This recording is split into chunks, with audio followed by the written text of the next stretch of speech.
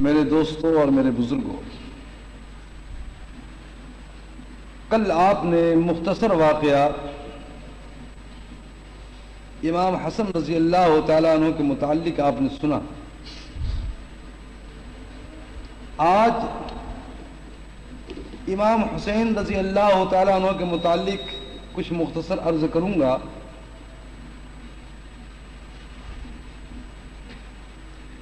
اس بات کو آپ خوب اچھی طرح یاد رکھیں کہ جب انسان کی عقل خراب ہوتی ہے اور انسان کے دل میں جب میل پیدا ہو جائے، دل سیاہ کالا ہو جائے، تو اچھی بات بھی اس کو بری معلوم ہوتی اور وہ یہ سمجھتا ہے کہ جو کچھ میں کر رہا ہوں یہ ٹھیک ہے، اب کجا کہ وہ غلط راستے پر ہوتا ہے۔ اور جب اللہ اس کے رسول سے بغاوت کرے، انسان باغی ہو جائے، تو اس کے سامنے اگر اب نماز پڑھیں، روزہ رکھیں، حج کریں، زکوٰۃ دیں، کچھ بھی دیں، جب اس کا دل ہی خراب ہو گیا ہے تو میرے دوستوں پھر اس کے عقل میں کوئی بات نہیں آتی۔ یزید کجا کہ یزید امیر معاویہ رضی اللہ تعالی عنہ کا لڑکا تھا، اور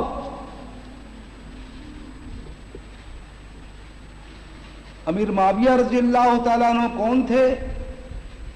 یہ صحابی رسول سرکار دو عالم صلی اللہ تعالی وسلم کے یہ صحابی تھے، امیر معاویہ رضی اللہ تعالیٰ عنہ، اور وحی کاتب تھے، یعنی کتابت کے معنی یہ ہے کہ قرآن شریف جو نزول نازل ہوتا تھا اس کو آپ لکھتے تھے، اور رکوع و سجود اپنے ہاتھ سے لگاتے تھے اس کے اندر۔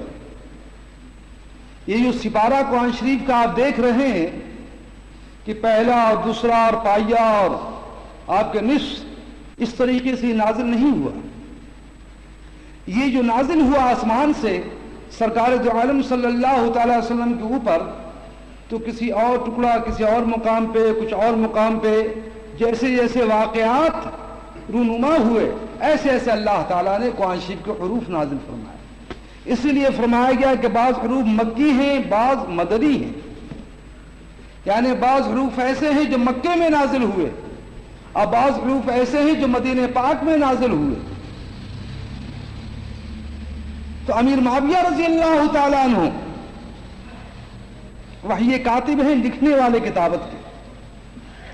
جو لوگ امیر معاویہ رضی اللہ تعالیٰ عنہ کو برا کہتے ہیں، اچھا نہیں سمجھتے، میرے دوستوں اس بات کو خوب اچھی طرح یاد رکھیں کہ ان کا ایمان ہی اچھا نہیں، اس لیے کہ سرکار دو عالم صلی اللہ تعالی وسلم کے جو بھی صحابی ہیں وہ ہدایت پر ہیں اور حق پر ہیں۔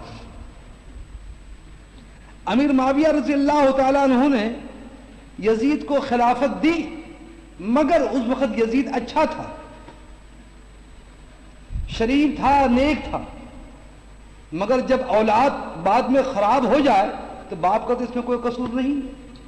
جیسے آج کل آپ دیکھیں نوح علیہ السلام، نوح علیہ السلام پیغمبر اور بیٹا دیکھیں پکا کافر، اور ایسا سخت کافر نکلا کہ جب طوفان نوح آیا تو نوح علیہ السلام نے کہا کہ اے بیٹے تم پہاڑ سے ٹکرا کر مر جاؤ گے، طوفان تمہیں ختم کر دے گا۔ تو کہتا ابا جان میں تو پہاڑ کی بلند ترین مقام پر چڑھ جاؤں، طوفان ہمارا کچھ بھی نہیں بگاڑ سکتا۔ تو میرے دوستو یہ ایمان کی بات ہے۔ امیر معاویہ رضی اللہ تعالیٰ عنہ کے جو یہ لڑکے تھے یزید، حقیقت بات تو یہ ہے کہ اس وقت یزید اچھا تھا اور اس کے بعد یزید کو خلافت دے۔ امیر معاویہ رضی اللہ تعالیٰ عنہ کے انتقال کے بعد جب یزید تخت خلافت پر بیٹھا تو پھر آپ کو معلوم ہے کہ دولت کا نشہ بہت برا ہوتا ہے۔ جس کے ہاتھ میں دولت آ جائے، ایک آدمی 2 روپے کماتا ہے سارے دن میں اور مشکل سے وہ گزارا کرتا ہے، اور اگر اس کو 1 لاکھ روپے مل جائے تو یقیناً اس کا عقل خراب ہو جائے، وہ کہے گا میں کہاں جاؤں، کس کو ماروں، کس کو کیا کچھ نہ کروں میں، ہوائی جہاز پہ جاؤں، اس کا عقل صحیح نہیں رہے گا۔ اسی طرح یزید کے ساتھ بھی ہوا۔ یزید یہ خود پلید تھا، بڑا خبیث تھا، اور جب یہ پیدا ہوا تو بہت برا شکل تھا اس کا۔ یہ بدنصیب شخص جس کی پیشانی پر اہل بیت کرام کے بے گناہ قتل کا سیاہ داغ تھا،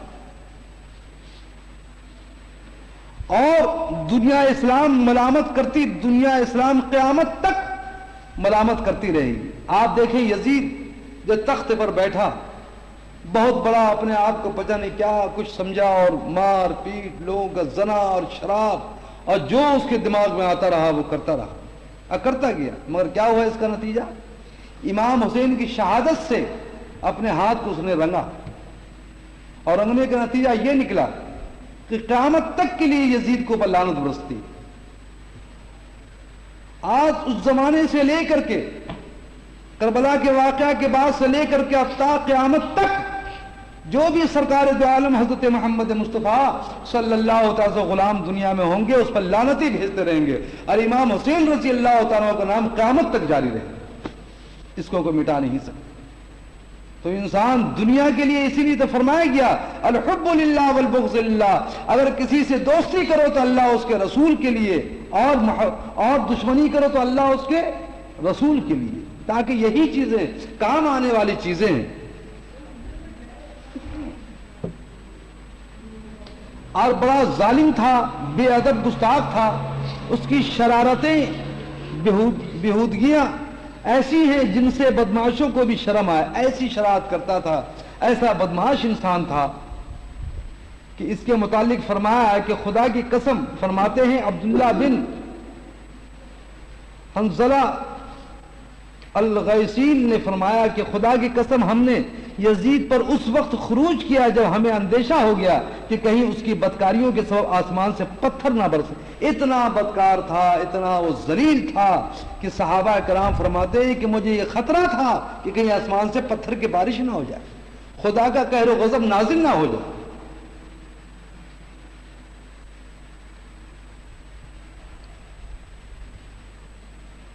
خیر، یہ واقعات گزرتے گئے۔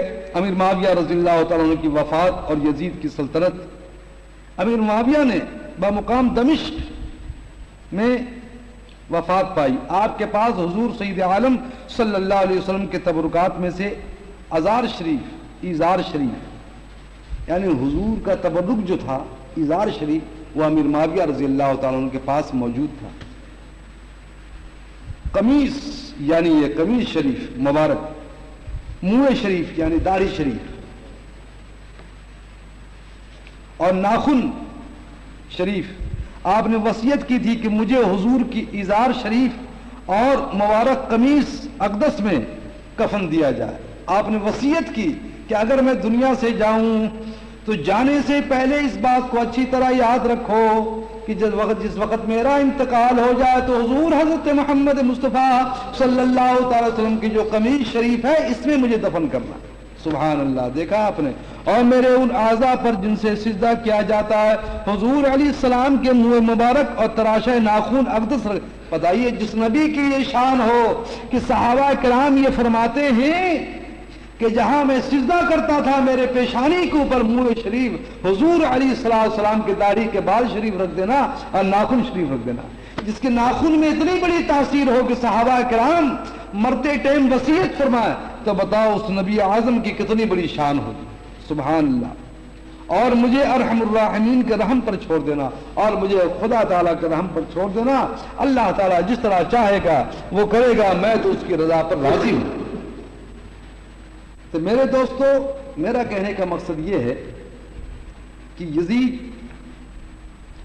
جو کچھ بھی کیا اپنے طرف سے بہت برا کیا، اور اس میں دو باتیں ہیں۔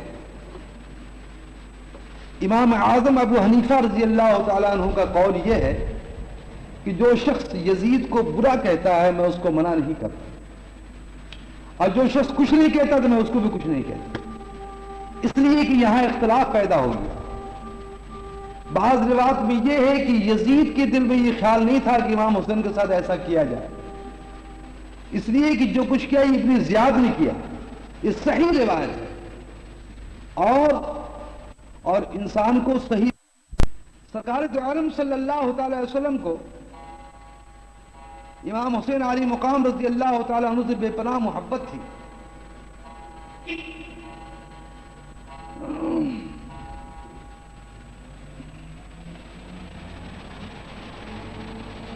حضرت امیر معاویہ رضی اللہ تعالیٰ عنہ کو اس بات کا علم ہوا تو آپ کے حکم سے،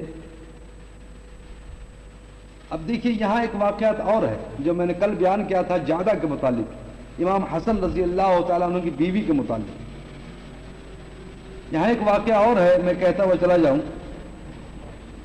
یہ تمام واقعات ہونے کے بعد مروان خبیث نے منع کر دیا، حتیٰ کہ لڑائی تک نوبت آئی، مگر حضرت ابو ہریرہ رضی اللہ تعالیٰ عنہ نے امام حسین کو ان کے بھائی کی وصیت یاد دلا کر کہ جھگڑا نہ کرنا، یہ جھگڑا دور کیا اور جنت البقیع میں آپ کو دفن کیا گیا. اس کے بعد جعدہ نے یزید کو پیغام بھیجا. جعدہ کس نے؟ آپ کی بیوی نے. اب یہ ایک اور تاریخ، یہ تاریخ لکھ رہا ہے. تو جتنے تاریخ دان ہیں وہ اپنے اپنے خیالات کے متعلق جن کو جہاں سے کتابیں ملی اس کے مطابق لکھ دیا. یہ کتاب جو میں کل واقعہ سنا رہا تھا، یہ ہمارے بہت جید بہت بڑے عالم دین اپنے زمانے کے ولی مولانا نعیم الدین صاحب مراد آبادی رحمۃ اللہ تعالی علیہ اعلیٰ حضرت کے خلیفہ، ان کی یہ کتاب جو کل میں واقعہ سنا. اور یہ کتاب بھی ایک ہمارے بڑے اچھے بزرگ کی وہ فرماتے ہیں کہ اس کے بعد جعدہ نے یزید کو پیغام بھیجا کہ میں نے تیرے حکم کی تعمیل کی، اب تو بھی اپنا وعدہ پورا کر. مگر یزید نے کہلا بھیجا کہ جب تو نے حسن جیسے شخص سے وفا نہ کی تو میرے ساتھ کیا کچھ نہ کرے گی. اب یہاں دو باتیں پیدا ہوگی. یزید نے یعنی جعدہ نے پیغام بھیجا یزید کی طرف کہ تو نے مجھے کہا تھا کہ اپنے شوہر کو زہر دے دے، اور زہر دینے کے بعد یہ امام حسین دنیا سے تشریف لے گئے، انتقال ہو گیا. تو اس کے بعد پھر یزید کو پیغام بھیجا کہ میں نے اپنا کام پورا کیا، جو تو نے وعدہ کیا تھا وہ تو پورا کر. تو یزید نے کہا کہ جب تو اپنے شوہر کے ساتھ اچھائی نہیں کی لہذا میں تیری جیسی عورت کو اپنی صحبت میں رکھنا پسند نہیں کرتا. حضرت امیر معاویہ رضی اللہ تعالیٰ عنہ کو اس بات کا علم ہوا تو آپ کے حکم سے جعدہ کو مروا دیا. اب یہ ایک واقعہ اور بیان کرتے ہیں کہ امام حسن رضی اللہ تعالیٰ عنہ کی بیوی کو امیر معاویہ نے مروا دیا. اب یہ دوسرا واقعہ یہ بیان کر رہے ہیں. اب کجا کے جو یہ فرما رہے ہیں ہو سکتا ہے یہ بھی صحیح ہو، مگر یہ کتاب جو ہے یہ تحقیق سے کہہ رہے کہ جب امام حسین کو ہی پتہ نہیں کہ زہر دینے والا کون، اور خود امام حسن کو ہی معلوم نہیں کہ زہر دینے والا کون ہے، تو جعدہ کے اوپر اس طرح تہمت لگانا کہ واقعی اس نے پیغام بھیجا اور زہر دیا، یہ کرا وہ کرا، تو کتاب والے کہتے ہیں کہ نہیں، یہاں خاموش ہو جانا چاہیے. ہو سکتا ہے کہ اس میں خارجیوں کا کچھ مطلب ہے. جو خارجی جن لوگوں نے پیارے علی شیر خدا کو شہید کیا ان کا کوئی مطلب ہو تو فرمایا کہ اس پر خاموش رہنا چاہیے، اور جو کچھ اللہ تعالیٰ نے کرا بہتر کرا، اور یہ شہادت کا درجہ اللہ تعالیٰ نے ان کو دینا تھا اللہ تعالیٰ نے ان کو دیا. حضرت امام حسین رضی اللہ تعالیٰ عنہ سے حضور صلی اللہ تعالیٰ وسلم کو بڑا پیار تھا، اور حضور کو یہ بھی علم تھا کہ یہ میرا بیٹا ایک روز میدان کربلا میں شہید کر دیا جائے گا. سرکار دو عالم صلی اللہ تعالیٰ وسلم کو یہ بھی علم تھا کہ یہ میرا بیٹا امام حسین ایک روز میدان کربلا میں شہید کر دیا جائے گا. چانچہ ایک روز امام حسین حضور کی گود میں تشریف فرما تھے اور حضرت ام فضل بھی پاس بیٹھی تھی. ام فضل نے دیکھا کہ حضور صلی اللہ تعالیٰ وسلم کی آنکھوں سے آنسو بہ رہے ہیں. حضور کے گود میں امام حسین رضی اللہ تعالیٰ عنہ، اور دیکھ رہے ہیں کہ سرکار دو عالم صلی اللہ تعالیٰ علیہ وسلم کی آنکھوں سے آنسو بہ رہے ہیں. آپ پریشان ہیں. دریافت کی تو فرمایا کہ جبریل نے مجھے خبر دی ہے کہ یہ آپ کا پیارا بیٹا شہید ہونے والا ہے. آپ غمگین ہیں، پریشان ہیں، آنکھوں سے آنسو ہے.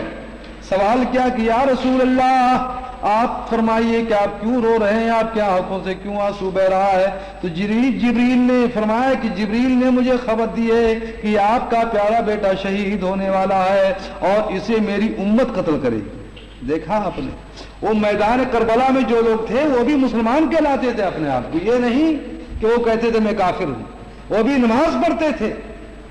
اسی لیے تو سرکار دو عالم صلی اللہ تعالی وسلم کی حدیث ہے کہ مسجد میں نمازی ہوں گے مسلمان ایک نہیں ہوگا۔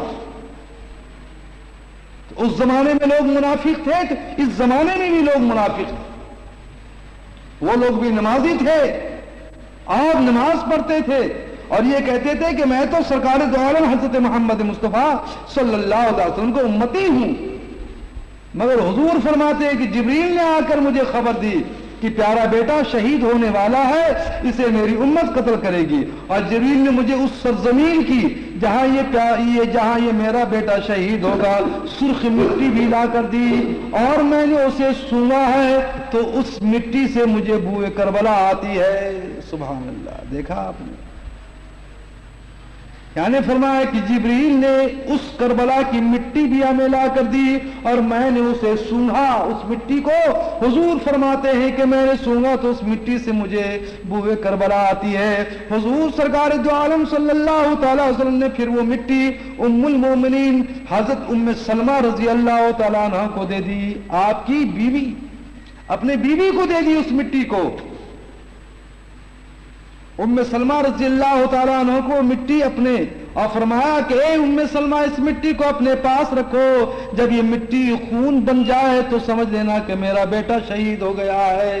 دیکھا آپ نے، سرکار دو عالم حضرت محمد مصطفیٰ صلی اللہ تعالی وسلم کو یہ پہلے سے علم تھا کہ میرا بیٹا امام حسین شہیدان کربلا شہید میں بھوکا پیاسا میرے امتی اس کو شہید کریں گے، اور اس مٹی بھی لا کر دیے۔ ام سلمہ نے وہ مٹی ایک شیشی میں بند کر کے اپنے پاس رکھ لی۔ یہ کی مشکات شریف کی حدیث ہے، سنیے یہ حدیث مشکات شریف کی حدیث ہے۔ اس حدیث سے یہ بات ظاہر ہو گئی کہ حضور صلی اللہ تعالی وسلم کو شہادت حسین کا علم تھا اور آپ اس پر صابر و شاکر تھے، آپ دعا فرما سکتے تھے، کیوں نہیں دعا فرماتے؟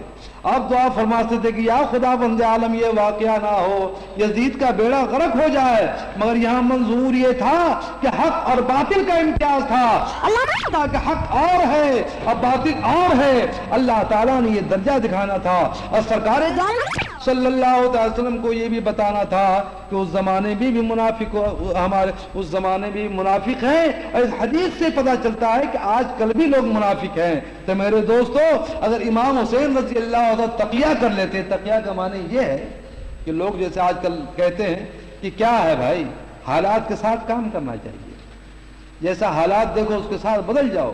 تو امام حسین کے حالات کیا تھے؟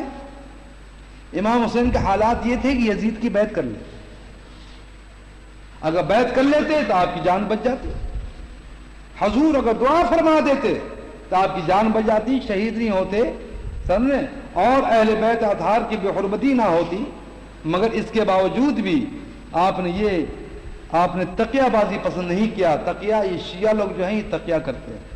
شیعہ کا ایک مذہب یہ ہے کہ جہاں دیکھو کہ 10 اہل سنت ہے تو سنت بن جاؤ، سنی بن جاؤ اپنے آپ، اور جہاں دیکھو کہ 10 وہابی ہیں تو وہ وہابی بن جاؤ، اور جہاں دیکھو 10 سنی ہے تو وہاں آنسو بہانا شروع کر دو عشق میں۔ ان کے مذہب میں جائز ہے۔ میں امام حسین رضی اللہ تعالیٰ نے تقیہ نہیں کی، بلکہ فرما دیا کہ اے یزید یہ سب کچھ ہمیں منظور ہے، مگر یہ نہیں ہو سکتا کہ میرا ہاتھ، یہ ہاتھ جو نبی کریم ہمارے نانا جان حضرت محمد مصطفیٰ صلی اللہ علیہ وسلم کے ہاتھ میں ہاتھ دیا گیا، یہ ہاتھ یزید پلید کے ہاتھ میں جائے، یہ نہیں ہو سکتا، یہ میں منظور نہیں کروں گا۔ آپ صابر و شاکر تھے، اور ایسی صبر شکر کے آپ نے اپنے پیارے بیٹے کو بھی تلقین فرمائے۔ حضرت امام مظلوم رضی اللہ تعالیٰ عنہ نے بھی صبر و شکر کر کے اب دنیا بھر کو دکھا دیا کہ اللہ کے نیک اور صابر و شاکر بندے اس طرح صبر و شکر سے کام لیتے ہیں۔ اسی لیے شاعر لکھتا ہے، جو دہکتی آ کے شولوں میں سویا وہ حسین، جو دہکتی آ کے شولوں میں سویا وہ حسین، جس نے اپنے خون سے دنیا کو دھویا وہ حسین، اور جو جوان بیٹے کی میت پر نہ رویا وہ سب کچھ کھو کے پھر بھی کچھ نہ کھویا وہ حسین، اور مرتبہ اسلام کا جس نے دوبالا کر دیا، خون نے جس کے دو عالم میں اجالا کر دیا۔ تو حضرت امیر معاویہ رضی اللہ تعالیٰ عنہ کی وفات کے بعد یزید جس وقت تخت حکومت پر بیٹھا، جس وقت امیر معاویہ کا انتقال ہو گیا رضی اللہ تعالیٰ عنہ، تو یزید پلید تخت حکومت پر بیٹھا، تو اس نے سب سے پہلے گورنر مدینہ ولید بن عتبہ کو حکم بھیجا کہ فوراً امام حسین کو بلا کر میری بیعت لو۔ دیکھا، باپ کے انتقال کے بعد یزید کا دماغ خراب ہوا۔ جب تک باپ زندہ تھا، حیات تھا، تو اس وقت یزید خاموش رہا، اور اس کے بعد جب امیر معاویہ رضی اللہ تعالیٰ عنہ کو انتقال ہو گیا تو پھر یزید کے دماغ میں پھوڑا اٹھا، اور دل تو پہلے سیاہ کالا تھا ہی اس کا، سمجھے نہیں، اللہ تعالیٰ کی اس پر لعنت برسی، تو اس نے سب سے پہلے گورنر مدینہ ولید بن عتبہ کو حکم بھیجا کہ فوراً امام حسین کو بلا کر میری بیعت لو۔ کس کو؟ مدینہ کے گورنر کو پیغام بھیجا۔ مدینہ منورہ میں پہلے یہ گورنر تھے۔ جب حضرت امام حسین کے پاس آیا اور یزید کا پیغام سنایا، تو امام حسین نے یزید کے فسق فجور کے پیش نظر اس کی بیعت سے انکار کر دیا۔ فرمایا کہ میں یزید کا بیعت کر لوں، یہ کبھی نہیں ہو سکتا، اس لیے کہ یزید جو ہے وہ ظالم ہے، وہ فاجر ہے، وہ فاسق ہے، اب وہ اچھا نہیں ہے، اب وہ دشمن اہل بیت ہے، میں اس کے ہاتھ پر کبھی بیعت نہیں کر سکتا۔ میرا انکار یزید کے لیے غصہ انتقام کا موجب ہوگا۔ آپ کو یہ بھی معلوم تھا کہ میں جو انکار کر رہا ہوں یزید کو غصہ ہوگا، وہ انتقام کا موجب ہوگا، وہ ہم سے انتقام لے گا، مجھ سے بدلہ لے گا۔ مگر نانا جان کی شریعت کا دامن آپ کیسے چھوڑتے اور ایک فاسق کی آپ بیعت کیسے کر لیتے؟ نانا جان حضرت محمد مصطفیٰ صلی اللہ علیہ وسلم کے دامن کو آپ نہیں چھوڑ سکتے تھے، اور ایک فاسق کی آپ بیعت کیسے کر لیتے؟ آپ نے مردانہ وار جواب دے دیا، اور کوئی لگی لپٹی کے بغیر اور بغیر اس کے دل میں اس سے عناد رکھتے اور اوپر سے جان بچا لینے کو اس کی بیعت کر لیتے۔ یہ بھی نہیں، منافقانہ طریقہ بھی نہیں اختیار کیا کہ اوپر سے بیعت کر لو، یزید سے ہاں میں ہاں ملا لو، اور اندر سے پھر انشاءاللہ صلح صفائی ہو جائے گی باجو۔ انہوں نے کہا نہیں، یہ بات غلط ہے، یہ بھی نہیں ہو سکتا۔ آپ نے صاف صاف فرما دیا کہ حسین سے یہ نہیں ہو سکتا کہ وہ یزید جیسے مخالف شرع کی بیعت کرے۔ یزید کو پتہ چلا تو وہ آپ کا سخت دشمن ہو گیا، اور عامل مدینہ کو دوبارہ حکم بھیجا کہ حسین کو پھر بلا کر میری بیعت لو، اگر اب بھی نہ مانے تو اسے قتل کر دو۔ دیکھا، یزید نے پھر پیغام بھیجا کہ اگر امام حسین اگر نہیں مانتے تو ایسا کرو، دوبارہ پھر پیغام بھیجو، اگر نہ مانے تو اس کو کیا کرو؟ اس کو قتل کرو، معاذ اللہ۔ ولید بن عتبہ نیک آدمی تھا، اس نے یہ حکم پا کر انا للہ پڑھی اور حضرت امام حسین سے مل کر حقیقت حال سے آگاہ کر دیا۔ حضرت امام حسین رضی اللہ تعالیٰ نے جب یہ صورت دیکھی تو آپ نے مدینہ منورہ کی حکومت اور مدینہ منورہ کی سکونت ترک فرمانے کا ارادہ کر لیا۔ جب آپ نے یہ حالت دیکھی کہ یزید ہمارے پیچھے پڑ گیا ہے اور ہماری جان کا دشمن ہو گیا، تو پھر امام حسین رضی اللہ تعالیٰ عنہ مدینہ پاک میں تشریف فرما تھے۔ آپ نے اپنی سکونت کو ترک فرمانے کا ارادہ فرما دیا اور کہا کہ میں نانا جان سے جدائی اختیار کر رہا ہوں، اس لیے کہ یزید نے بڑا تنگ کیا ہے، اور کہیں ایسا نہ ہو کہ مدینہ پاک میں خون خرابہ ہو جائے اور یہی ہماری شہادت ہو جائے، کیونکہ یزید دشمن ہے ہمارا۔ تو امام حسین رضی اللہ تعالیٰ عنہ مدینہ منورہ سے مکہ معظمہ چلے جانے کا ارادہ فرما لیا، اور جس روز آپ نے مدینہ منورہ سے مکہ معظمہ روانہ ہونا تھا اس روز سے ایک دن پہلے رات کو اپنے نانا جان حضرت محمد مصطفیٰ صلی اللہ علیہ وسلم کے مزار انور پر حاضر ہوئے اور رو کر عرض حال کرنے لگے۔ جس دن جانا تھا اس سے ایک دن پہلے امام حسین رضی اللہ تعالیٰ عنہ اپنے نانا جان پیارے حضرت محمد مصطفیٰ صلی اللہ تعالی وسلم کے مزار انور پر حاضر ہوئے اور رو کر عرض حال کرنے لگے، السلام علیکہ یا رسول اللہ، اے میرے نانا جان، میں آپ کا لخت جگر حسین ہوں، حضور میں ہوں جسے آپ کاندھے پر سوار فرمایا کرتے تھے۔ دیکھیے حضور اب میں ستایا جانے لگا ہوں۔ اسی طرح عرض کر کر کے آپ وہیں سو گئے، حضور کے مزار اقدس پر حاضر ہوئے اور نانا جان سے رو رو کر عرض کرنے لگے کہ میرے نانا جان آپ کی جدائی ہو رہی ہے، لوگ ہمیں تنگ کر رہے ہیں، لوگ ہمیں پریشان کر رہے ہیں۔ عرض کر کے وہیں سو گئے۔ کہاں آنکھ لگ گئی؟ کیا مزار شریف کے اوپر۔ خواب میں دیکھا کہ نانا جان تشریف لائے ہیں، آپ نے حسین کو چوما اور سینہ سے لگا اور فرمایا بیٹا ان قریب ظالم تجھے کربلا میں بھوکا پیاسا قتل کریں گے۔ خواب میں دیکھا امام حسین رضی اللہ تعالیٰ کے نانا جان حضرت محمد مصطفیٰ صلی اللہ تعالی وسلم تشریف لائے ہیں اور فرماتے ہیں کہ بیٹا گھبرانا، تو پریشان نہ ہو، تیری ماں تیرے لیے انتظار کر رہی ہے، تو جلدی سے میرے پاس آن قریب ظالم تجھے کربلا میں بھوکا پیاسا قتل کریں گے۔ تیری ماں، تیرے ماں باپ اور بھائی تیری انتظار میں ہیں، بہشت تیرے لیے آراستہ ہے۔ حضور نے فرمایا کہ میرے بیٹے تیرے ماں جو ہے حضرت فاطمہ زہرا رضی اللہ تعالیٰ عنہ یعنی میرے بیٹی تیرا انتظار کر رہی ہے، اور بھائی تیرے انتظار میں امام حسن رضی اللہ تعالیٰ عنہ اور آپ کے والد حضرت پیارے علی شیر خدا رضی اللہ تعالیٰ عنہ بہشت میں انتظار کر رہے ہیں، اور بہشت تیرے لیے آراستہ ہو رہا ہے، یعنی ڈیکوریشن کیا جا رہا ہے۔ جاؤ بیٹا شہادت کے مرحلہ سے گزر کر ہمارے پاس پہنچ جاؤ۔ حضرت امام یہ خواب دے کر واپس گھر آئے، اہل بیت کو یہ خواب سنایا اور مکہ معظمہ چلنے کا پختہ ارادہ کر لیا۔ پھر آپ اپنے برادر اکبر حضرت امام حسن رضی اللہ تعالیٰ عنہ کے مزار پر حاضر ہوئے۔ اس کے بعد اپنی مادر مہربان حضرت زہرہ بتول کے مزار انور پر حاضر ہوئے اور ذکر لگے اے میرے اماں جان، یہ نازوں کا پالا تمہارا حسین آج تم سے جدا ہونے آیا ہے اور آخری سلام عرض کرتا ہے۔ دیکھا آپ نے امام حسین رضی اللہ تعالیٰ عنہ حضور کے مزار شریف سے واپس آئے اور لوگوں کو خواب سنایا، اور خواب سنانے کے بعد اپنے برادر امام حسن رضی اللہ تعالیٰ عنہ کے مزار پر حاضر ہوئے، اور حاضر ہونے کے بعد اپنے والدہ محترمہ کے مزار اقدس پر حاضر ہوئے اور نازوں کا پالا تمہارا حسین آج تم سے جدا ہونے والا ہے، اور آخری سلام عرض کرتا ہے۔ قبر انور سے آواز آئی وعلیکم السلام اے مظلوم مادر۔ آپ وہاں کچھ دیر روتے رہے اور پھر واپس تشریف لایا۔ پھر حضرت امام حسین رضی اللہ تعالیٰ عنہ ماں اہل آیا مدینہ منورہ سے مکہ معظمہ کو روانہ ہوئے، اور مدینہ منورہ میں اہل بیت سے سوا فاطمہ صغرا اور محمد حنیف کے کوئی باقی نہ رہا۔ جاتے وقت لوگوں نے عرض کی حضور نانا جان کے روضے انور کو چھوڑ کر کہاں جاتے ہیں؟ لوگوں نے کہا کہ اے امام حسین آپ اپنے نانا جان کو چھوڑ کر کہاں جا رہے ہیں؟ یہ وہ نانا جان جو آپ کو کاندھے کے اوپر بیٹھاتے تھے، یہ وہ نانا جان حضرت محمد مصطفیٰ صلی اللہ تعالیٰ وسلم کے حضور صلی اللہ علیہ وسلم سجدے میں تھے۔ امام حسین رضی اللہ تعالیٰ پشت پر سوار ہو گئے، فرمایا میں اپنے اختیار سے نہیں جا رہا ہوں۔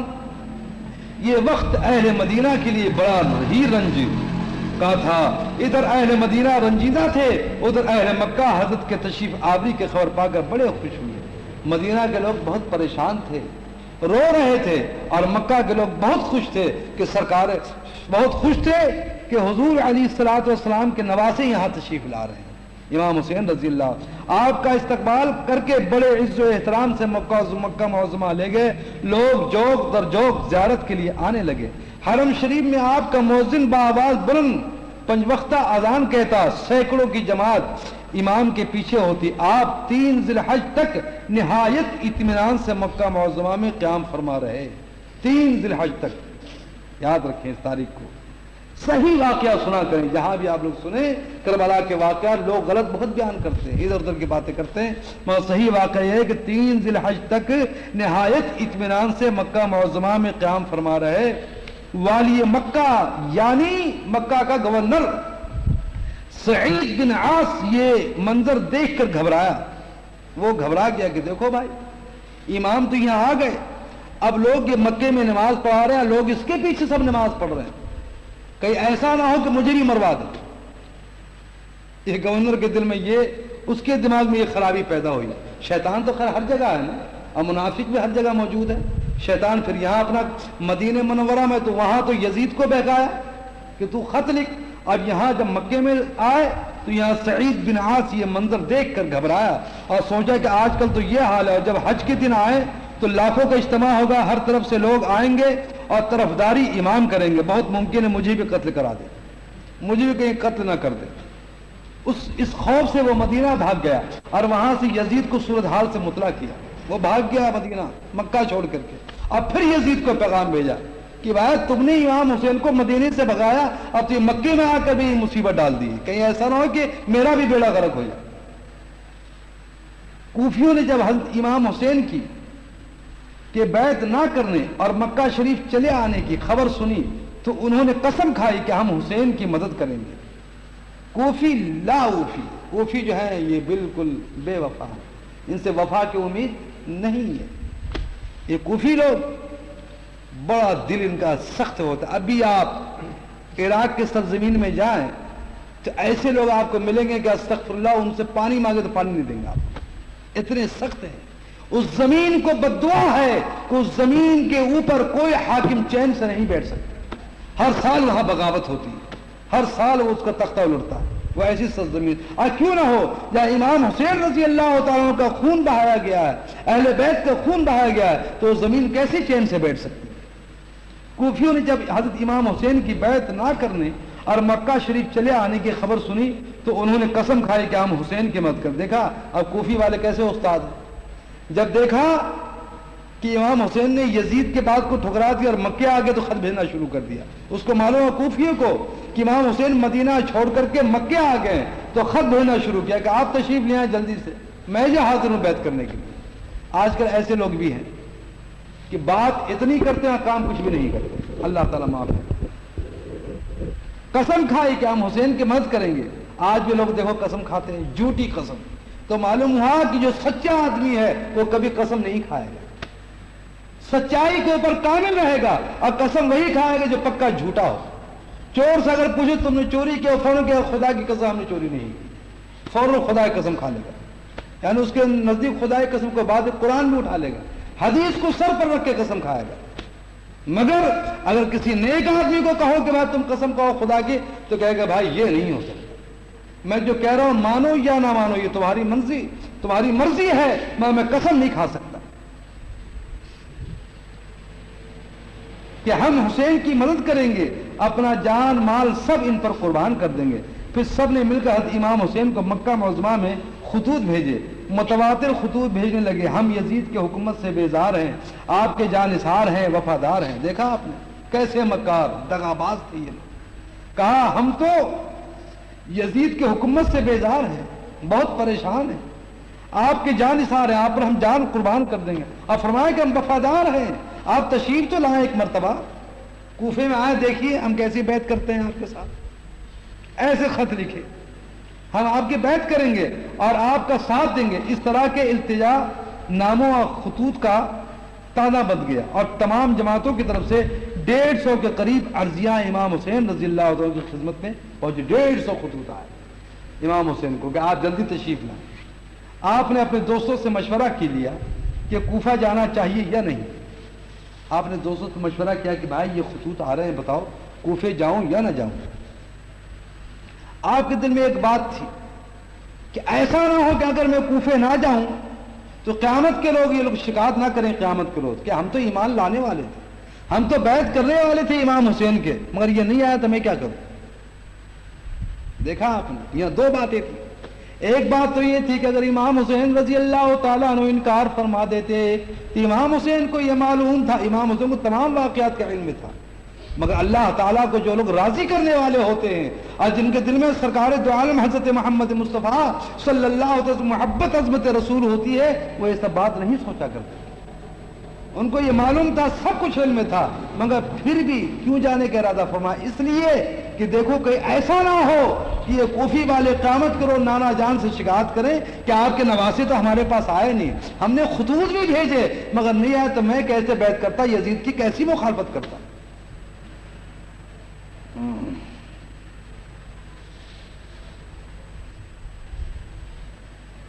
آپ اپنے چچا زاد بھائی حضرت مسلم بن عقیل رضی اللہ تعالیٰ عنہ کو وہاں بھیجے اور وہاں کی صورتحال کا مطلع فرمائے۔ متفقہ فیصلہ یہ ہوا کہ آپ تشریف نہ لے جائیں بلکہ اپنے چچا بھائی کو وہاں بھیجیں. تو حضرت امام بھی تشریف لے جائیں فرمائے, اور پھر اگر مناسب ہو تو حضرت امام بھی تشریف لے جائیں. اگر مناسب سمجھے امام مسلم کا وہاں سے خط آ جائے کہ سب معاملہ ٹھیک ہے, آئیے جلدی تشریف لے آئے, تو بے شک امام صاحب بھی وہاں تشریف لے جائیں, امام حسین رضی اللہ تعالیٰ عنہ. چنانچہ حضرت امام نے کوفیوں کو جواب لکھا کہ میں اپنا نمائندہ مسلم بن عقیل تمہاری طرف بھیج رہا ہوں, اگر واقعی تم میرا ساتھ دینا چاہتے ہو تو میرے نمائندہ مسلم کی بیعت کرو.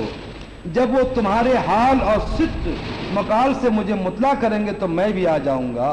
کہا کہ دیکھو یہ میرا نمائندہ ہے, یہ امام مسلم کے ہاتھ پر تم بیعت کرو گے تو میں سمجھوں گا کہ تم نے میرے ہاتھ پر بیعت کر دی, تو جاؤ تو ان پر بیعت کر لو. اور جب یہ اپنے صدق کے مقال تمہاری اچھائی کی جب یہ تعریف لکھیں گے کہ واقعی کوفی والے بڑے اچھے ہیں, تو پھر میں بھی حاضر ہو جاؤں گا اور میرے ہاتھ پر تم بیعت کر لینا. حضرت امام مسلم رضی اللہ تعالیٰ عنہ حضرت امام حسین رضی اللہ تعالیٰ کا حکم پا کر کوفہ کو روانہ ہوئے. اپنے دو چھوٹے فرزند محمد اور ابراہیم بھی اپنے ہمراہ لے گئے. دو فرزند تھے, فرزند آپ کے لڑکے.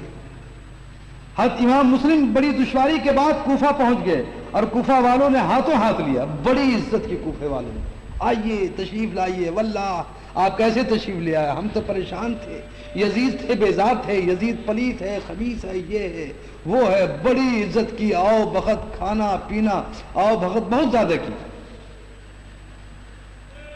امام مسلم بڑی دشواری کے بعد کوفہ پہنچے, کوفہ والوں نے ہاتھوں ہاتھ لیا اور یزید کے خلاف ایک برقی لہر دوڑ گئی اور 12,000 سے زیادہ تعداد نے آپ کی بیعت کر لی. دیکھ لیا کیسے منافق ہیں. ان المنافقین فی الدرک الاسفل من النار, ایسے لوگ منافق ہوتے ہیں کہ 12,000 ایک نہیں دو نہیں 12,000 نے بیعت کر لی فوراً اسی وقت. کہا حضور بس آپ تشریف لے آئے, الحمدللہ سب کام ٹھیک ہو جائے گا, آپ فکر نہ کریں. اور ہم نے آپ کی بیعت کر لیا, فوراً خط لکھ دیے کہ امام حسین بھی آ جائیں گے. حضرت امام مسلم نے اہل عراق کی یہ گرویدگی دیکھ کر حضرت امام حسین کو لکھ دیا کہ آپ جلدی تشریف لے آئے. امام مسلم کو کیا پتا کہ یہ پکے منافق ہیں, یہ ہمارے جان کے پیاسے ہوں گے, یہ ایسے خبیث ہوں گے, یہ ایسے بدترین منافق ہوں گے جو ہمارے پیچھے نماز پڑھیں گے, ہمارے پیچھے رکوع اور سجود کریں گے, مسجد میں اذانیں دیں گے, اور پھر اس کے بعد 12,000 بیعت بھی کریں گے اور پھر ہمیں دھوکہ دیں گے. آپ نے یزیدیوں نے کہا, وہ سب یزیدی تھے, وہ کوفیوں نے کہا کہ آپ جلدی سے امام حسین کو خط لکھ دیں, وہ بھی تشریف لے آئے. ادھر یزید کو جب یہ صورت حال کا پتہ چلا, دیکھا ادھر یزید بھی بیٹھا ہوا تھا. وہ کہاں بیٹھا ہوا تھا؟ دمشق میں بیٹھا ہوا, اس کا دار الخلافہ تھا دمشق. جب اس کو معلوم ہوا کہ امام حسین مدینے سے نکل کر مکے پہنچے اور مکے سے اپنے نمائندہ کو وہاں بھیجا ہے اور 12,000 سب وہ بیعت کر لی اور امام حسین مکے میں تشریف فرما ہے, تو اس کو پھر شیطان نے پھر بہکایا. آخر اس کا دل کالا تھا نے, اس خبیث کو شیطان نے پھر بہکایا. ادھر یزید کو جب اس صورتحال کا پتہ چلا تو اس نے حاکم بصرہ عبید اللہ ابن زیاد کو حکم بھیجا کہ وہ فوراً کوفہ پہنچ کر لوگوں کو امام حسین کی بیعت سے روکے. اب دیکھا اس نے پھر کس کو بھیجا؟ عبید اللہ ابن زیاد کو بھیجا کہ جاؤ جلدی کوفے, کہیں ایسا نہ ہو کہ ہمارا تختہ ہی اٹھ جائے, ہمارا بیڑا غرق ہو جائے. یزید وہاں بھی پریشان ہوا. حقیقت بات یہ ہے کہ یزید کو نشہ سوار ہو گیا تھا دولت کا, کہ میرے پاس دولت ہے. اس سے ثابت ہو گیا میرے دوستوں کہ دولت کوئی چیز نہیں, سب سے بہترین دولت جو ہے وہ دولت ایمان ہے اور اللہ اس کے رسول کی محبت ہے. امام حسین کی بیعت سے روکے, آج جنہوں نے بیعت کر لی ہے انہیں تنبیہ کرے. ابن زیاد بڑا مکار اور جلاد تھا, یہ ظالم جھٹ کوفے پہنچا, اہل کوفہ کو جمع کر کے یزید کے مخالفت سے ڈرایا دھمکایا اور بڑے بڑے لالچ دے کر انہیں حمایت حسین سے روکا اور سب پر اپنا روب اور دبدبہ بیٹھایا. حضرت امام مسلم یہ صورتحال دیکھ کر ہانی بن عروہ کے مکان میں تشریف لے گئے اور فرمایا, اے ہانی میں غریب الدیار مسافر. ادھر تو امام مسلم نے خط لکھ دیا امام حسین کو تشریف لیا, ادھر ابن زیاد آ گیا خبیث, اس نے پھر سب کو بہکایا کہ تم ایسا کرو گے تو میں تمہیں قتل کروا دوں گا, تمہاری دکان کو لوٹ لوں گا, تمہیں مروا دوں گا, یہ کروں گا وہ کروں گا, تمہیں قتل کروا دوں گا, قید کروا دوں گا. بہت لالچ یہ وہ ڈرایا اور دھمکایا اور پریشان کیا. خیر امام حسین نے جب امام حسین رضی اللہ تعالیٰ عنہ کو یہ علم نہ تھا کہ کیا کچھ ہو رہا ہے، امام مسلم یہ صورتحال دیکھ کر جب ہانی کے گھر پہنچے، ایک عورت تھی غریب الدیار، یعنی یہ غریب عورت تھی اور آپ غریب الدیار مسافر تھے. اہل کوفہ سے خوب واقف ہے، میں تیری پناہ میں آیا ہوں، مجھے اپنے مکان میں پناہ دو.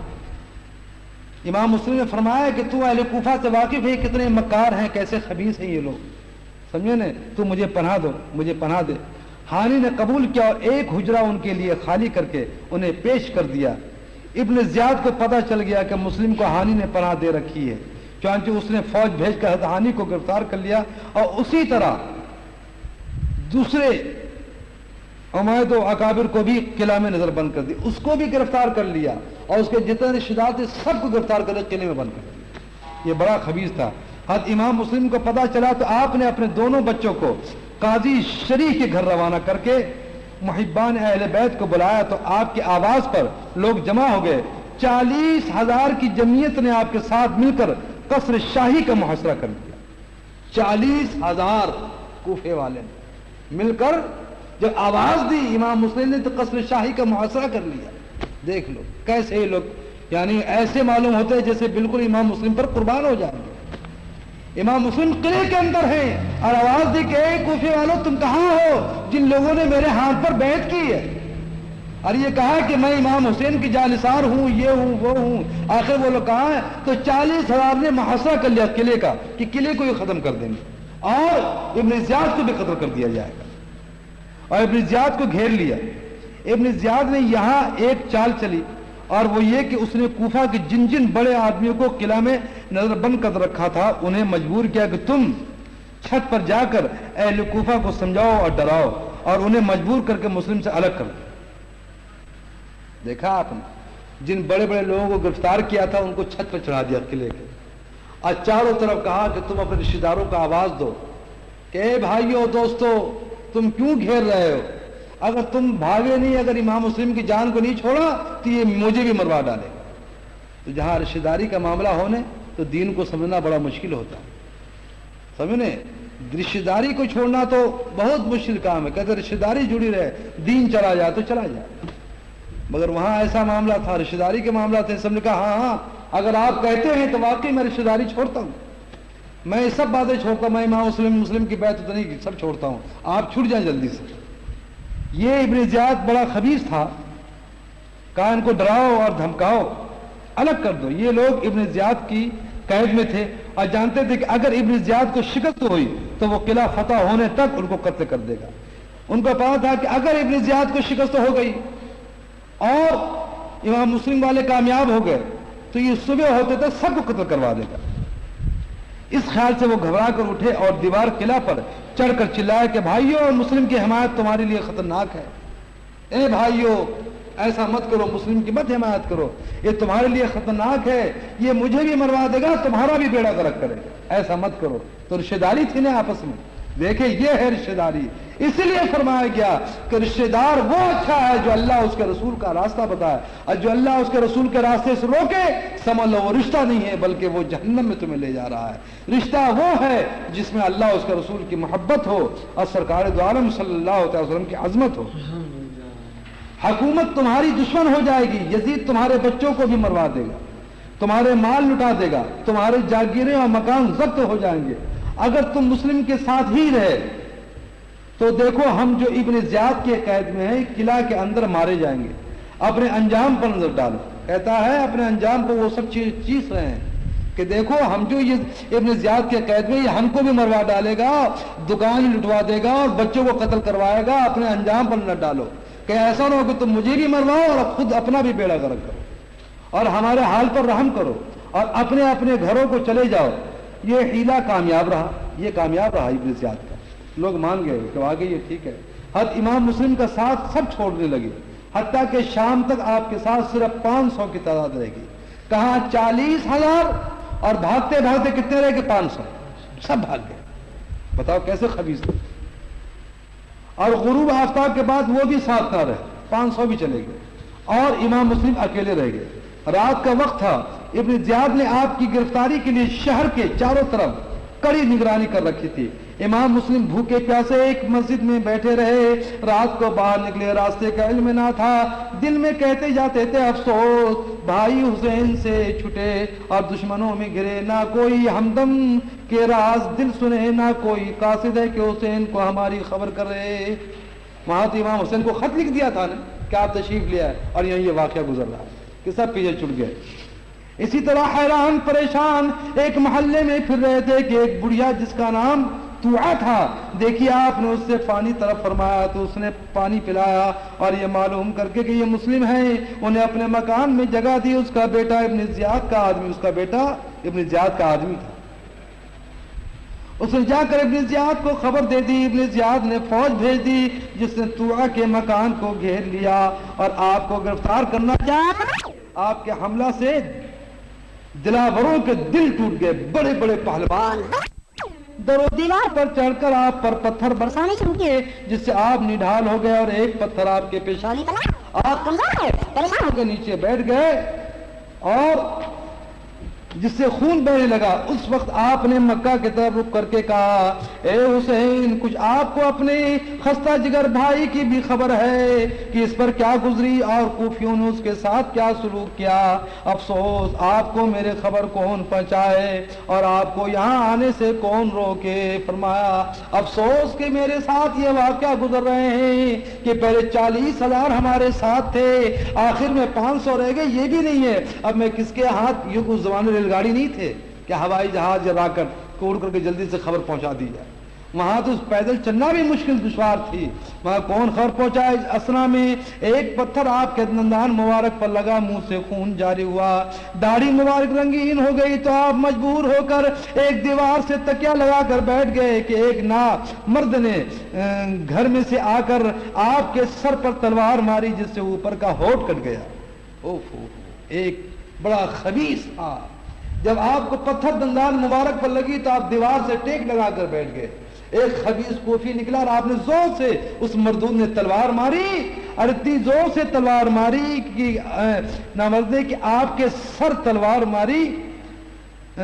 تلوار ماری جس سے اوپر کا ہونٹ، یہ ہونٹ جو ہے نا اوپر کا معاذ اللہ وہ کٹ گیا۔ آپ نے اسی حال میں اس بزدل کو جہنم، اسی حال میں اٹھے اور بزدل کو ایسی تلوار ماری کہ وہ تو سیدھا جہنم میں گیا، آپ کو نے ختم کر دیا اس کا۔ پھر ایک ظالم نے پشت پر نیزہ مارا، پیچھے نیزہ مارا، جو پشت سے پار ہو گیا، آپ سرنگو ہو گئے اور ظالموں نے دوڑ کر آپ کو پکڑ لیا اور آپ کو ابن زیاد کے پاس لے آئے۔ ابن زیاد بدن ہاتھ نے حکم دیا کہ انہیں چھت پر لے جا کر قتل کیا جائے، چنانچہ ایک ظالم آپ کا ہاتھ پکڑ کر آپ کو چھت پر لے گیا۔ حضرت مسلم جاتے تھے اور درود پڑھتے تھے اور کہتے جاتے اللہم احکم بیننا و بین قومنا بالحق۔ وہ ظالم پکڑ کر لے جاتے تھے، آپ کے ہونٹ کٹے ہوئے تھے اور پیچھے نیزہ لگا ہوا تھا اور سجدے میں آپ نے سر رکھ دیا، اسی حالت سے پکڑ کے ابن زیاد کے پاس لے گئے۔ ابن زیاد یہ گورنر تھا، کوفے کا گورنر بنا کے یزید نے بھیجا، اور جب وہاں پہنچا چھت پر لے آ کر آپ کو لے آتے تھے اور آپ یہ پڑھتے تھے اللہم احکم بیننا و بین قومنا بالحق۔ جب چھت پر پہنچے تو نیچے دیکھا کہ اہل کوفہ جمع ہو کر دیکھ رہے ہیں۔ آپ نے فرمایا کوفیو، جب میرا سر تن سے جدا ہو جائے تو بدن دفن کر دینا اور کپڑے اتار کر جو قافلہ مکے جاتا اس کے ہاتھ حسین کے پاس بھیج دینا اور میرے بچوں پر رحم کرنا۔ پھر مکہ کی طرف رخ کر کے کہا السلام علیکہ یا ابن رسول اللہ۔ اتنے میں ظالم قاتل نے آپ کا سر مبارک تن انور سے جدا کر دیا۔ شہید مسلم بے کس ہوئے ہزار افسوس، فرشتے کرتے ہیں اس غم سے بار بار افسوس۔ شقی نے کچھ بھی راہ غربت کا ان کی پاس کیا، چلائی حلق یہ شمشیر آب وار افسوس۔ حضرت امام مسلم امام حسین رضی اللہ تعالیٰ کی طرف سے حالات معلوم کرنے آئے تھے۔ شروع میں جو پذیرائی ہوئی اور 18,000 آدمی بیعت ہوئے اور ان ظاہری حالات کے بنا پر انہوں نے حضرت امام حسین رضی اللہ تعالیٰ عنہ کو لکھ بھیجا تھا کہ سارا شر آپ کی تشریف آوری کا منتظر، آپ تشریف لے آئیے۔ حضرت امام مسلم رضی اللہ تعالیٰ عنہ اپنے ہمراہ اپنے 2 چھوٹے بچے بھی لائے تھے جو قاضی شریع کے گھر پناہ گزین تھے۔ حضرت امام مسلم کی شہادت کے بعد ابن زیاد کو پتا چلا کہ مسلم کے 2 بیٹے بھی کوفہ میں ہیں۔ ابن زیاد بڑا خبیث تھا۔ امام مسلم کو شہید کرنے کے بعد یزید کا دل نہیں بھرا، اس کو معلوم ہوا کہ امام حسین کے 2 فرزند 2 صاحبزادے وہ بھی کوفے میں آئے ہوئے ہیں، چنانچہ اس نے اعلان کرا ہے کہ جو کوئی مسلم کے بچوں کو گھر میں چھپائے گا قتل و غارت کیا جائے گا۔ قاضی شریع نے یہ اعلان سنا تو ان بچوں کو سامنے بلا کر رونا شروع کر دیا۔ بچوں نے یہ منظر دیکھا تو پوچھنے لگے، اے قاضی صاحب اس رونے کا کیا سبب ہے؟ کیا ہم یتیم تو نہیں ہو گئے؟ ان دونوں بچوں نے پوچھا کہ اے قاضی صاحب آپ یہ بتائیں کہ آپ جو یہ رو رہے ہیں مجھے یہ بتاؤ کہ کیا میرے ابا جان کو ان لوگوں نے شہید تو نہیں کر دیا؟ میں یتیم تو نہیں ہو گیا ہوں؟ قاضی صاحب نے جواب دیا، بچوں صبر کرو، واقعی تم یتیم ہو گئے ہو۔ پھر انہیں ایک قافلہ کے ہمراہ مدینہ منورہ بھیجنے کا انتظام کیا، مگر تقدیر دیکھیے کہ یہ مظلوم بچے جب اس قافلہ کے ساتھ گئے تو یہ قافلہ سے بچھڑ گئے اور پھر تنہا رہ گئے اور رات پھر ادھر ادھر بھٹکتے رہے اور صبح ہوئی تو ایک چشمہ دیکھا، تھکے ماندے تھے، اس نے لبے چشمہ بیٹھ گئے۔ اتفاقاً ایک لونڈی اس چشمہ پر پانی بھرنے آئی، ایک لونڈی تھی جو چشمے کے اوپر پانی بھرنے کے لیے آئی تھی، چشمہ پانی نکل رہا تھا زمین کے اندر سے، اور ان کو دیکھ کر جب اسے معلوم ہوا کہ یہ امام مسلم کے یتیم بچے ہیں رونے لگی اور انہیں اپنے ہمراہ اپنی مالکہ کے پاس لے آئی۔ یہ مالکہ بڑی خدا ترس اور اہل بیت کی محبہ تھی، ان بچوں کو پا کر بڑی خوش ہوئی اور ان کی بڑی خاطر اور مدارات کی، اور رات کو ان بچوں کو اندر کوٹری میں سلا دیا۔ اس مالکہ کا خامن حارث بڑا بدبخت تھا، اس کا جو شوہر تھا وہ بڑا بدبخت تھا، بڑا خبیث تھا، اب وہ اہل بیت کا بڑا پکا دشمن تھا، اور اس کی بیوی جو تھی اہل بیت کی سے بہت محبت کرتی تھی اور دنیا کا کتا تھا۔ اس نے ابن زیاد کا یہ اعلان سنا کہ جو کوئی مسلم کے بچوں کو پکڑ لائے گا اسے انعام ملے گا، اور دونوں بچے اسی کے گھر میں۔ تو یہ دن بھر ان بچوں کی تلاش میں مارا مارا پھرتا رہا۔ تقدیر دیکھیے کہ حارث جن بچوں کی تلاش میں دن بھر پھرتا رہا وہ بچے اسی کے گھر تشریف فرما تھے۔ چنانچہ رات کو جب یہ بدبخت گھر آیا تو تھکا ماندہ سو گیا۔ اس کی بیوی جو بڑی نیک اور محبہ اہل بیت تھی جاگ رہی تھی اور بے چین تھی کہ میرے خاوند کو اگر پتا چل گیا کہ مسلم کے یتیم یہی قیام فرما ہے تو یہ ظالم انہیں تنگ کرے گا۔ اور آدھی رات کا وقت ہوا تو یہ دونوں یتیم جو اندر کوٹری میں سو رہے تھے چیخ مار کر اٹھ بیٹھے۔ چھوٹے نے بڑے سے فرمایا کہ میں نے خواب میں نانا جان حضرت محمد مصطفیٰ صلی اللہ علیہ وسلم کو دیکھا ہے جو جنت میں تشریف فرما، اور ہمارے ابا جان حضرت امام مسلم اور ان کے پاس پہنچے تو نانا جان نے فرمایا کہ مسلم تم تنہائی آ گئے اور اپنے دونوں چھوٹے لڑکوں کو ساتھ کیوں نہ لائے؟ آپ چیخ کر اٹھے دونوں بچے اور فرمایا کہ نانا جان ابھی تشریف لائے حضرت محمد مصطفیٰ صلی اللہ تعالیٰ فرما رہے ہیں کہ امام مسلم تمہارے ابا جان تو یہاں آ گئے، تم دونوں کب آؤ گے؟ تم کیوں نہیں آتے؟ آپ چیخ کر اٹھے تو ابا جان نے جواب دیا حضور صبح تک وہ بھی آ رہے ہیں۔ چھوٹے نے یہ خواب سنایا تو بڑے نے رو کر فرمایا کہ بھیا میں نے بھی یہی خواب دیکھا ہے، معلوم ہوتا ہے کہ ہماری شہادت کا وقت بھی آ پہنچا ہے۔ جب چھوٹے نے یہ کہا تو بڑے بھائی نے بھی یہی کہا کہ میں نے بھی یہی خواب دیکھا ہے۔ ان کے رونے کی آواز سے حارث کی آنکھ کھل گئی، اس خبیث کی آنکھ کھل گئی، وہ بڑا بدبخت ہے، اس کی آنکھ کھل گئی جس کی تلاش میں سارا دن یہ پھرتا رہتا تھا۔ اور بیوی سے دریافت کیا تو وہ بیچاری ڈر گئی، یہ ظالم ان بچوں کو خدا جانے کیا تکلیف دے، اور اس کے قدموں میں گر گئی اور بولی یہ فاطمہ کے لال ہیں۔ وہ عورت نے کہا اپنے شوہر سے کہ اے ظالم تو اس کو کچھ نہیں، یہ فاطمہ کے لال ہیں۔ یہ فاطمہ کون ہے؟ یہ فاطمہ پیارے نبی حضرت محمد مصطفیٰ صلی اللہ علیہ وسلم کی چہیتی بیٹی ہے اور پیارے علی شیر خدا رضی اللہ تعالیٰ عنہ کی بیوی ہے، یہ اس کے بیٹے ہیں، اور یہ فاطمہ کے لال اور مسلم کے یتیم ہیں۔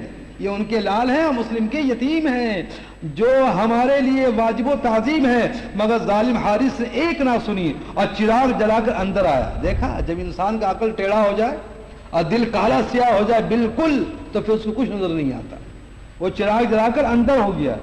ان دونوں صاحبزادوں نے صاف صاف کہہ دیا کہ ہم فرزندان مسلم ہیں۔ ظالم حارث خوش ہو گیا اور حارث آیا اور دوسرے آخر کار ظالم حارث نے تلوار ہاتھ میں لی اور بڑی بے دردی سے ان دونوں یتیموں کو بھی شہید کر دیا۔ انا للہ و انا الیہ راجعون۔ اس ظالم و ستم کی باداش میں حارث بجائے اس کے کہ کچھ انعام پاتا، جب ان بچوں کے مقدس سروں کو ابن زیاد کے پاس لایا تو ابن زیاد نے غصے میں کہا کہ تم انہیں زندہ پکڑ کر کیوں نہ لائے؟ دیکھا اللہ تعالیٰ جب کسی سے بدلہ لیتا ہے تو ظالم سے ظالم کو مرواتا ہے۔ یہ بڑا خوش ہوا کہ لو بھائی آج سر مبارک شہید کر کے دونوں بچوں کا یا ابن زیاد کے پاس لے جائیں گے، ان کو قتل کر کے کیوں لائے؟ مجھ سے اگر یزید نے بچوں کے زندہ طلب کیا تو میں کیا جواب دوں گا؟ چنانچہ ابن زیاد کے حکم سے حارث کو بھی قتل کر دیا گیا۔ دیکھا اللہ نے فوراً بدلہ لیا۔ ابن زیاد نے کہا اس مردود کو فوراً قتل کرو۔ حارث خسرت دنیا والآخرہ کا مزداق بن کر دنیا سے روانہ ہوا۔ میرے دوستو یہ مختصر واقعات ہیں، انشاءاللہ شہادت کی پوری تفصیل کل جمعۃ المبارک ہے، کل آپ لوگ تشریف لائیں انشاءاللہ۔ اس کے متعلق امام حسین رضی اللہ تعالیٰ عنہ کی مکے سے روانگی اور شہادت کی پوری تفصیل انشاءاللہ میں بیان کروں گا۔ اللہ تعالی ہمیں اور آپ کو صحیح بیان سننے کی اور صحیح بیان ہمیں کہنے کی توفیق عطا فرمائے۔ واخر دعوانا الحمدللہ رب العالمین۔